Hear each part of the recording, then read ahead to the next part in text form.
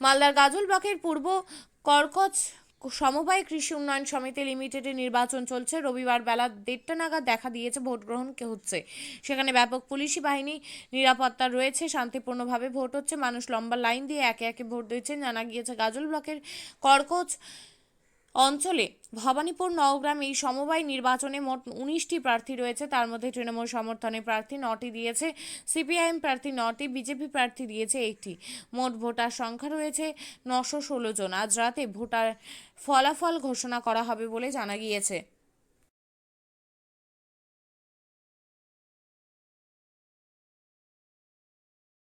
শিক্ষাই জাতির মেরুদণ্ড। ছোট ছোট শিশুদের প্রাথমিক শিক্ষা পরিপূর্ণ না হলে আগামীতে সেই শিশুরা সঠিক পথে চলতে গিয়ে হোঁচট খায়। শিশুদের এই শিক্ষার প্রয়োজনীয়তাকে সামনে রেখেই গত 1 বছর ধরে পরিষেবা দিয়ে চলেছে জিনিয়াস এডুকেয়ার একাডেমি। শিশুদের অত্যাধুনিক শিক্ষায় শিক্ষিত করে তোলার একমাত্র বিশ্বস্ত প্রতিষ্ঠান এই একাডেমি।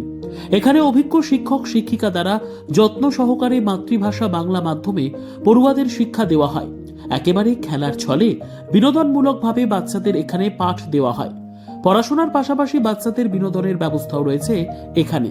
তাই আপনার বাচ্চাকে ছোট থেকে অভিনব শিক্ষায় শিক্ষিত করে মানুষের মতো মানুষ করে তুলতে হলে এই শিক্ষা প্রতিষ্ঠানের উপরে ভরসা করতেই হবে।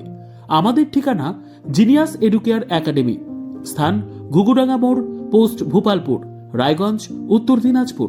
মোবাইল নম্বর 9563630109 অথবা 7029042308।